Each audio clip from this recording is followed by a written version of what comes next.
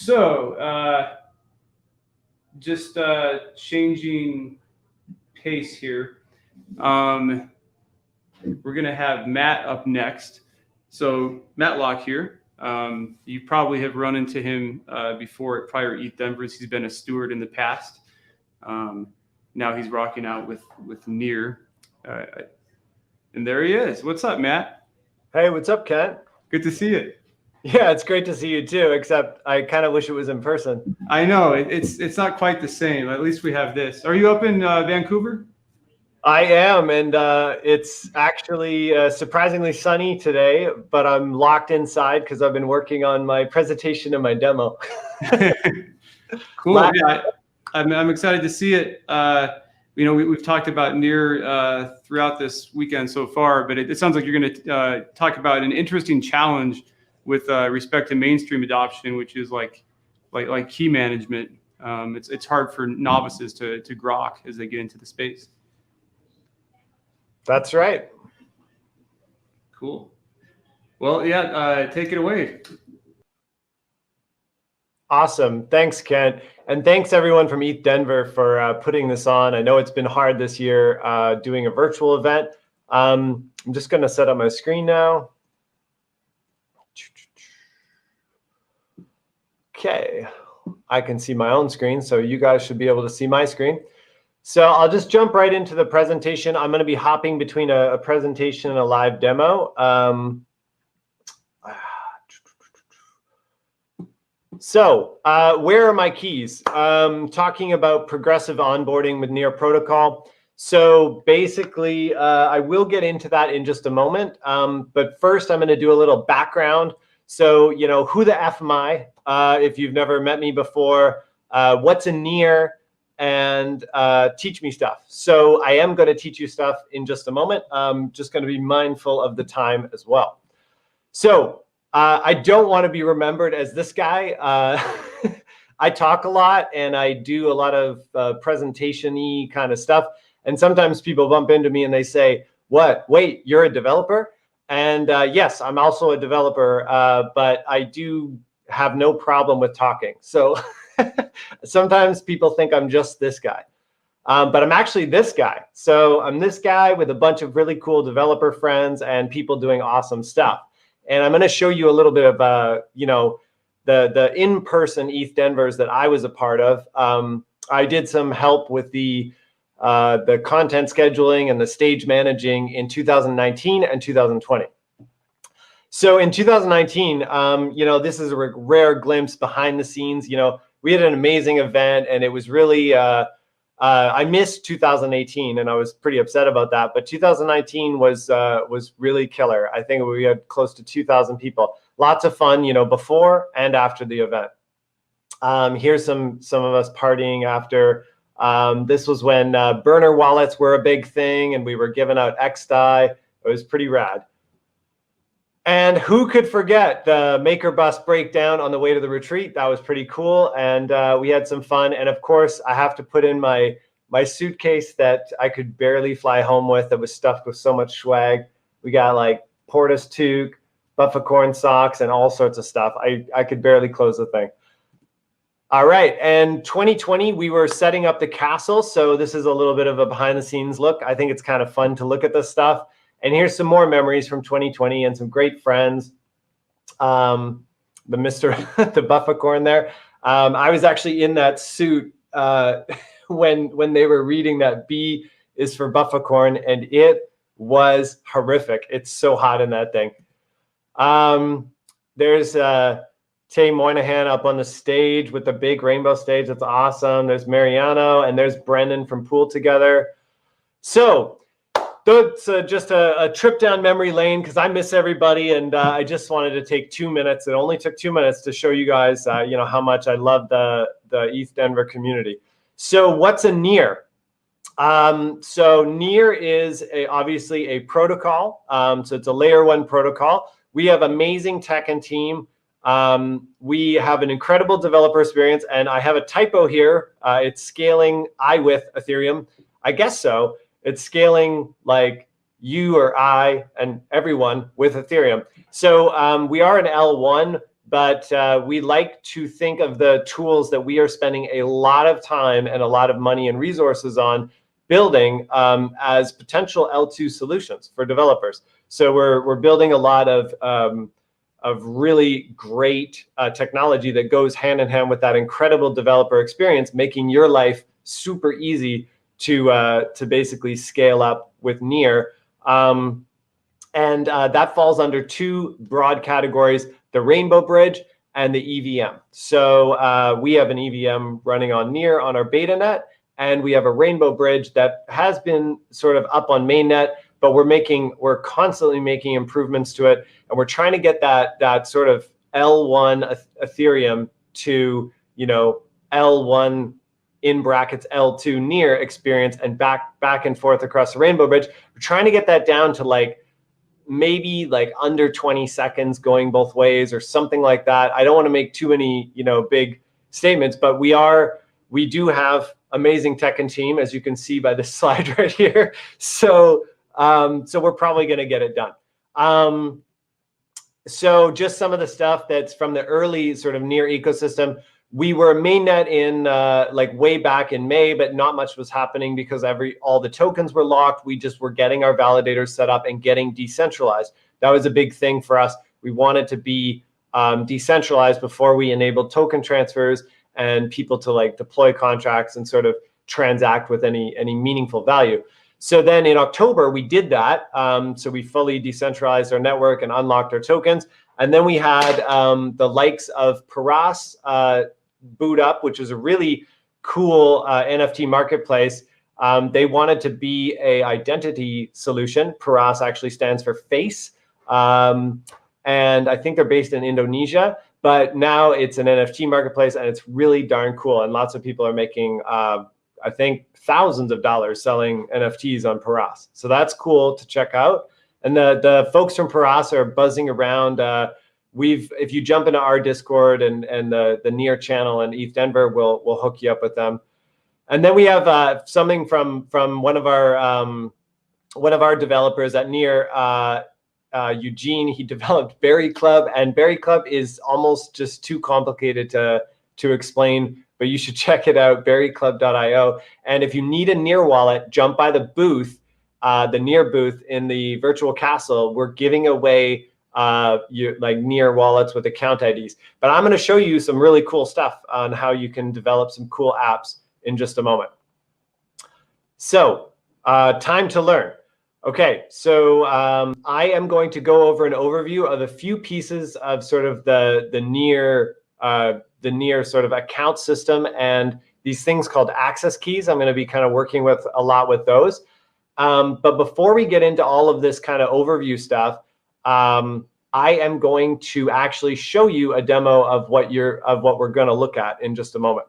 So I just want to make sure I've got enough time, got plenty of time. Okay, hold on, got to get out of here.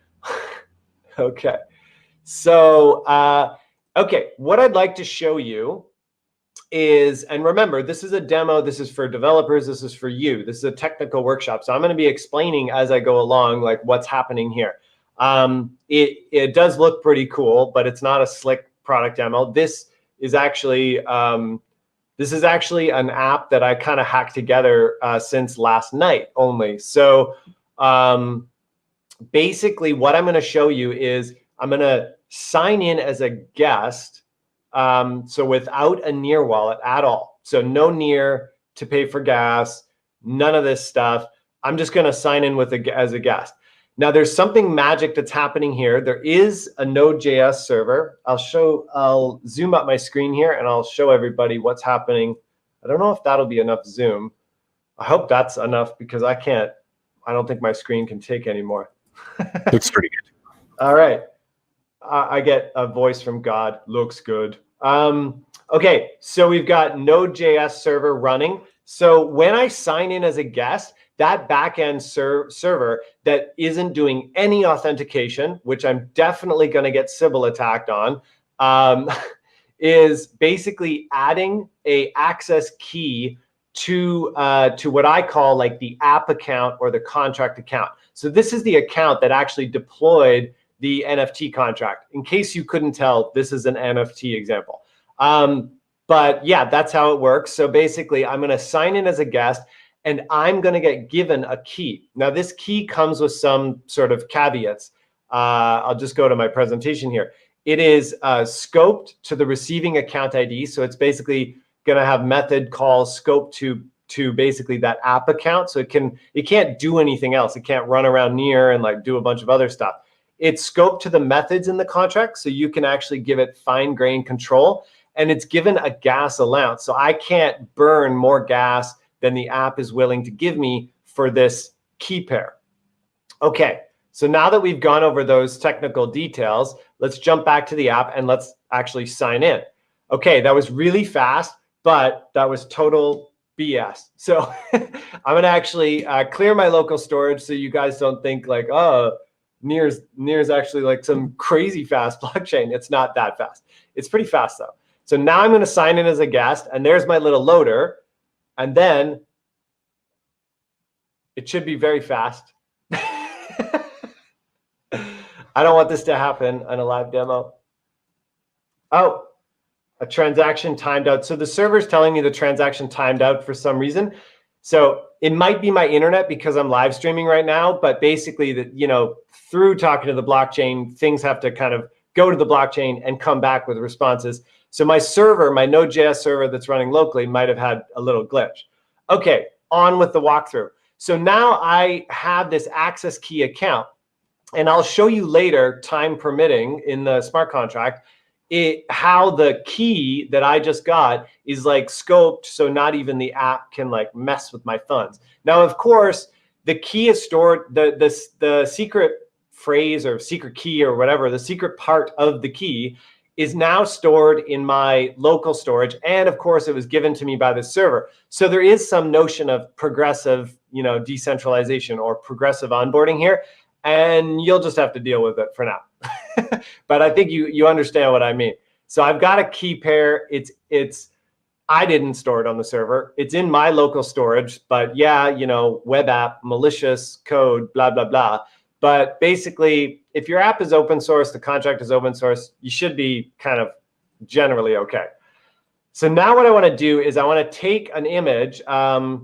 So I'm going to copy this image address. And remember, I don't have any near. I just came to this site and I just clicked the button. I said, give me, let me be a guest. So I'm going to paste that in. I hope I got this right. I did it before. I want the image to show up, the actual image link.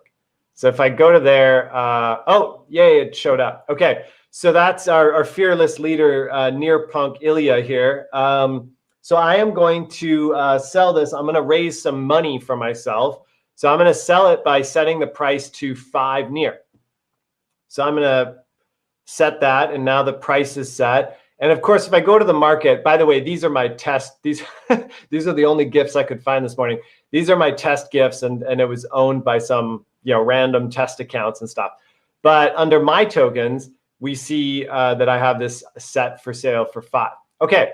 So now I'm going to sign out of this account. As you can see, I have 0 balance. So I'm going to sign out of this temporary key account, and I'm actually going to connect with my wallet. Okay.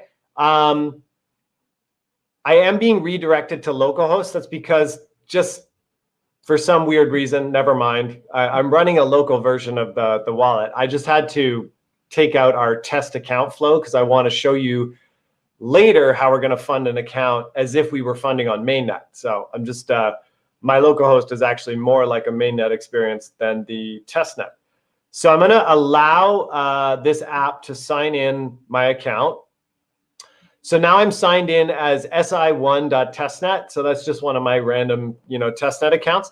And if I open up my profile here, those cute little, we call them near cats. You can see I've got my balance and I've got sale proceeds 0. Okay, so I don't have any sale proceeds because I didn't sell anything.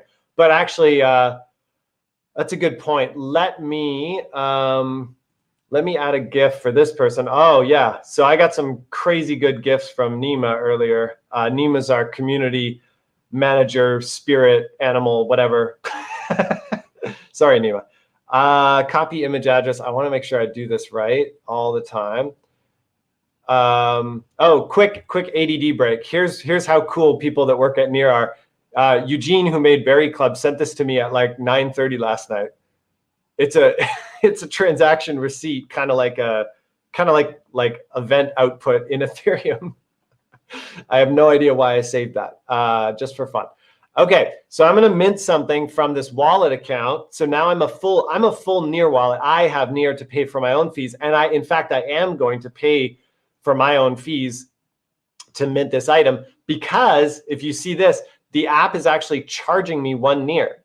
So it's basically charging me to mint that item. So I don't have any free mints, so I have to pay for my minting. And if I go to my tokens, I've got a token here too. So I'm going to actually set a price of 1 for that just DAO it token and put my token on the market from this account. So remember, I'm in the full wallet account SI1. But let's go back to the market and let's go.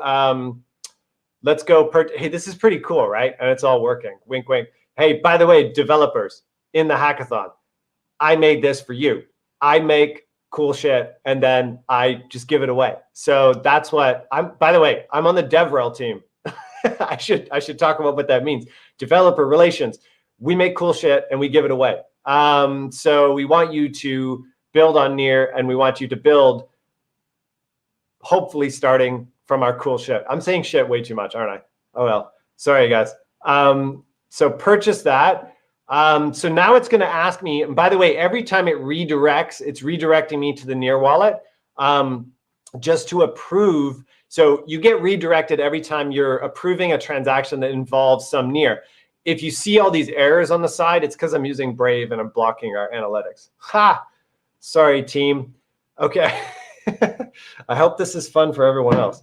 I hope we get to the code soon. Okay, I'm trying to give myself like a limit here. I hope this transfer works, actually. All right. Okay, so we bought some token, I hope. So I have my token. It's on sale for 1. There are no tokens on the market. Where is my token? Oh, I bought it. Okay, great. So this is now a token in my tokens as well. So I bought the I bought the Nearpunk token. So now that belongs to si1.testnet. Okay, so great. So now remember, I'm in a full Near wallet account, but what about my guest? What about the person I was trying to progressively onboard? What happened to them? I bought their NFT, right? So I'm going to sign out and I'm going to sign back in as that guest. So now I have 2 out of 3 free mints, and I can go to the market and I see owned by si1.testnet, owned by si1.testnet, but where are my tokens? I don't have any tokens. But if I look in here, I've got 5 Near. Okay, this is pretty cool. Now I'm still just some floating key, some random key that I'm not sure how much I trust this key. And I'm just floating around in this app, right? So, but I didn't do anything. I haven't even seen the Near wallet. As far as this guest account is concerned, they've never seen the Near wallet. But now they have funds. They have funds kind of waiting for them in escrow. So I'm actually going to go to the Near wallet, and you can see my very advanced naming convention here. I've got MeowMix and MeowMix2. Everybody remember MeowMix? You know, MeowMix. Okay, never mind. So I'm going to create a new account, and I'm going to actually, I'm going to stick with MeowMix. I'm going to make MeowMix3. So I'm going to continue. I'm going to copy that seed phrase. I'm going to do something that nobody should ever do. I am going to paste this in my console so that I never forget it. That's bad. Don't do that with your real seed phrases, everybody. Okay, so it's copied. I'm going to verify word number 9, 12, 11, 10, 9. Yes, this is how everyone does it when they're testing. Okay, so now I get to an interesting step where it says fund your account. Now, I don't have any Near. Ugh, how do I do this? Okay, well, you know, I'm going to copy the funding address. I could go and like purchase Near on some shady centralized exchange. Sorry, you know, Binance and blah, blah. Or I could like do some credit card thing. Ugh, gross. But instead, I'm going to use this app. I don't know what to call this app because I've been working on it for like 8 or 9 hours straight since last night, very late. But yeah, I'm going to use this app. I'm going to use the balance of 5 Near. I'm in my guest account. Remember, I have never seen the Near wallet except for this part here. And now I'm going to fund that account. So there's my little, we call these ETH cats actually, because it's like ETH and Near riding the rainbow bridge. And we're building that rainbow bridge. It's coming out like next week, right guys? Wink, no pressure. Okay, so now this guest account has a balance of 0. So what happened? Oh, I went back to the wallet. Look at this. How cool is this? Okay, cool. So that temporary funding account that I funded is going to put the funds into meowmix3.testnet. That's awesome. So all I have to do is acknowledge that this one-time funding address is now going to be invalid. I'm deleting the funding address, and I'm going to finish it. Okay, are we ready? Oh, please. This is the end of the demo, by the way. So I'm glad it worked. Actually, I'm going to do something cool. I'm going to log back in with meowmix. I'm going to buy that NFT from si1.testnet. I got some other gifts here while we're waiting. Some cool stuff. We've got lots of gifts in our channel. Oh, maybe that's a little graphic for some people. Oof, looks like it hurts. Okay, back to the wallet. Meowmix3.testnet was created. Woo! Okay, so now you can continue to the account. And you can see that I've got Near, I got a wallet bounce, and blah, blah, blah, all that good stuff. Our wallet's pretty cool. Looks a lot better than since when I was working on it. All right, let's do this. Let's go back to the app, sign out, connect a wallet. But this time we're going to pick a different wallet. We're going to pick meowmix3. So we're going to log in as meowmix3. Meowmix. Okay, and we have no proceeds or anything. We're going to purchase the just DAO it. We're going to allow that transfer. So it's all pretty fast, isn't it? Wink, wink. Yeah, it's pretty cool. So Near's pretty swift. So now we got to sign out. Now why? Okay, first my token. So Meowmix has a token now. Now Meowmix has an NFT. Meow. I think that's going to get annoying. So I'm going to sign out of Meowmix because it's annoying. And then I'm going to sign into. By the way, this would all work exactly the same way on mainnet, so don't worry. And the wallet, it's exactly the same. There's no like weird hidden surprises or anything. I mean, it's an app. It's running on our testnet, but it's an app. It actually works. I'm going to upload it to GitHub later, so copy it, steal it, build something cool. Okay, so I go to the market and I see just DAO it, but DAO it's not for sale. I've got Cypherpunk, which I bought earlier. Oh yeah, but I sold just DAO it. Okay, so I click on my profile and I see sale proceeds. I have 1 Near. Okay, cool. So that's being held in escrow just like it was for the guest account. So I can decide like who to, oh, my little hints here. I can decide who to send it to. So you know what? Meowmix is a new user, so I'm going to send it back to Meowmix because, you know, I have enough Near up in that test account. So we'll see that go through. Okay, and I have no sale proceeds. And then if I go back to the wallet, I don't know if I have to do anything. It should pull or something. But if I just click profile, it's probably updated. Huh? No, where's my Near? I don't know what happened. No. Okay, well, I'm not going to spend too much time on that. Meowmix should have gotten a transaction, should have gotten 1 Near. I don't know why. But anyway, that's it for the demo. I have no idea why that last part didn't work. Did I send it to Meowmix3? I did. I copied the address. Not sure. Unclear at this moment. But I do want to take some time to jump into how this app is made and all the contracts and good stuff. So I'm going to have to slide over my terminal, slide it right away, maybe. So here is the smart contract. So really quick. So a lot of people go, oh, Rust, oh, I already learned Solidity, blah, it's so hard. It's actually not that hard. It looks a lot like Solidity. I mean, it's typed. There's a bunch of helpers here. What's really nice is that the Near SDK kind of has like a big box of goodies in it. If you want to learn about Rust smart contracts on Near, you just go to like docs.rs and search for Near I think you search for near Rust RS or something. I'm going to get that wrong.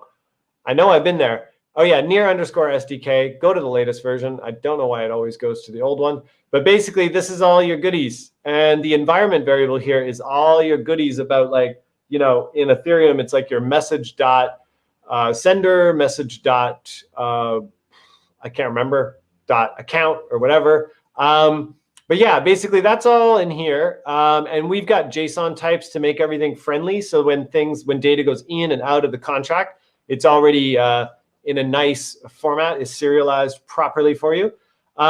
So then you have to do some stuff. So I declared a token data struct. So I had like these three different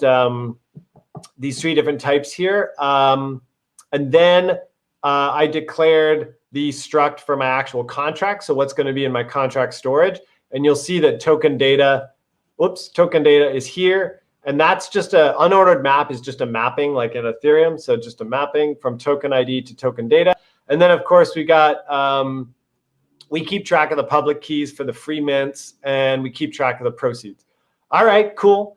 So I initialize my contract when I load it, so that I basically initialize the storage.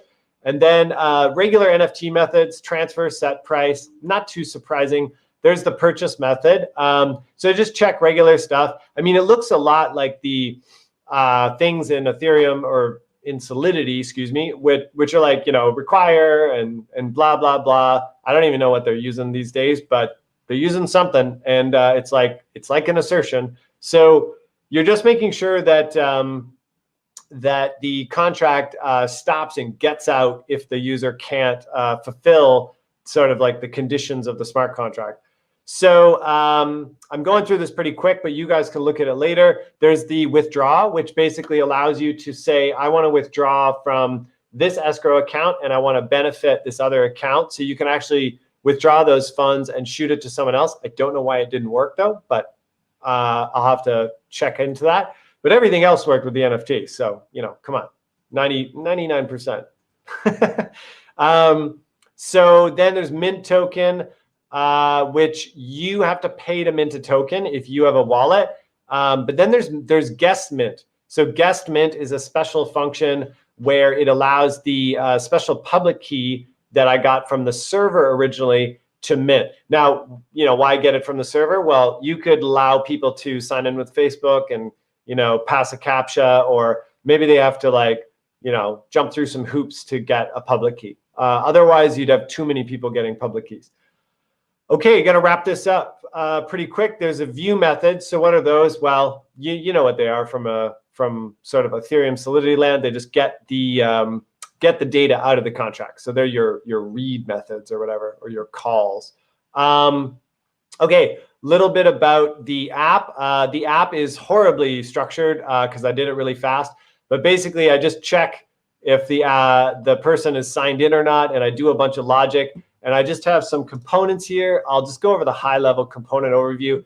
I've got one that manages the wallet, so the actual signed-in near wallet. One that manages what I call keys, which are just the guest account. So when you saw the guest account, that was happening in this component. One that manages the gallery and the gallery interactions. So that would be these ones right here. So when something's for sale, the gallery has like a purchase button. And one to manage the contract interactions, and that is the minting portion. So you saw the minting, an example of the minting here. So that's the contract part. And that's it. There's some state management stuff. And I mean, connecting to the Near blockchain is done in like a little utility here. It's super simple. It's just like connect, get a wallet, get the contract account. I mean, that's it. It's like 5 lines. All right. So that's the overview. Quick spin through the slides here. Okay. So I think I told you all about why we want to progressively onboard and why Near accounts are cool, because they have names. Let me just go back. Because they have names. So it's like having a built-in ENS, and they have access keys. So it's like having a built-in Gnosis safe. So imagine how cool it would be if you could make apps and you didn't have to worry about all these other projects and things and reading all their documentation. It's all there in the protocol. But by the way, these are amazing projects, and I love you guys. Okay, so accounts, blah, blah, blah, blah, blah. Already did that one. I don't know why I've got a duplicate there. Okay, so the app flow for existing users, I showed you what that looks like. You sign in with your wallet if you already have a wallet. But look, it took me 3 clicks to get to actually doing something in this app. And the actual app flow for new users, because I was able to give them an access key, and me as the application developer, I know that they have an allowance. They can, because of my contract, they can only do 3 free NFT mints. I've kind of got them like boxed. I can even take a fee from their first sale. So I can actually read when they sell an NFT, and I can like take back the fee that I gave them with that access key. So it's really cool. And the user flow, just comparing these 2 flows, literally 3 clicks to get to this this last screen, or 3 clicks to actually get to having a minted NFT. It's pretty cool. So why it matters, some thoughts on mainstream adoption. So you want to piggyback on existing behaviors. So people are already used to just coming to an app and clicking like sign in with this, sign in with that. Let them do it. Let them try it, right? And this is a nice, easy way for you to fund your users and just get them to create stuff. And if they don't create anything, then just delete their account after a certain amount of time. I mean, you kind of gave them that key. You could build in a functionality to just, wipe it out or say your account's expiring. I mean, we don't have to go all the way right from the first start. I mean, I remember those 14 steps to sign in with MetaMask. Almost done here. So yeah, align the incentives. So first, make them money. So you saw an example of that in the app. And then profits equals a chance to teach people. So once people have some skin in the game, you can teach them stuff and you can tell them how to upgrade to full wallets. And then you just repeat it. So that's it. Thank you, everybody. Here are the resources. So go to near.ai/docs. You can find everything that I talked about there in terms of the technical stuff for hacking. And you can also find great video tutorials on the left-hand side down towards the bottom. Also, last reminder, 30 seconds. Make sure to check out all the cool things Near is up to at ETHDenver. The booth, visit our booth in the Sports Castle. Free Near account on mainnet. And the Sputnik DAO, there's 5,000 mainnet Near in the Sputnik DAO. What is it? You got to go to the Zen room to find out, and you can make a proposal. Anyone can. We've got bounties. We got 6,000 plus in bounties for hackers at ethdenver.com/bounties. And check out the bounties with ceramic and textile. If you want to take what I built and use actual decentralized storage, that's pretty cool. We also have a lot of inclusivity bounties for all sorts of cool stuff. And the Near Grants program just launched on Friday. There's 1 million in grants to be distributed in the next 6 months. That's a lot of money. Very cool. All right. I think that's it. Well, thank you, Matt. I got one thing to say. You got the Meow Mix song stuck in my head. I like chicken. I like liver. Meow Mix. Meow Mix. Please do liver. How'd we do, audience? Terrible. Also, in terms of saying shit, it's a crypto show. You can say shit. However, I think there's a limit. If you say shit too many times, then Ripple comes in and sponsors the whole thing. So we don't want that. I definitely do not want that, Kent. So thanks for the warning. Cool. Good to see you, dude. And yeah, keep up the awesome work with Near. Guys, check out what they're up to. Very cool. That was great. Thanks again, everybody at ETHDenver. I was in the virtual Sports Castle last night, and it is a blast. It's so much fun. All right. Thanks, guys. Later.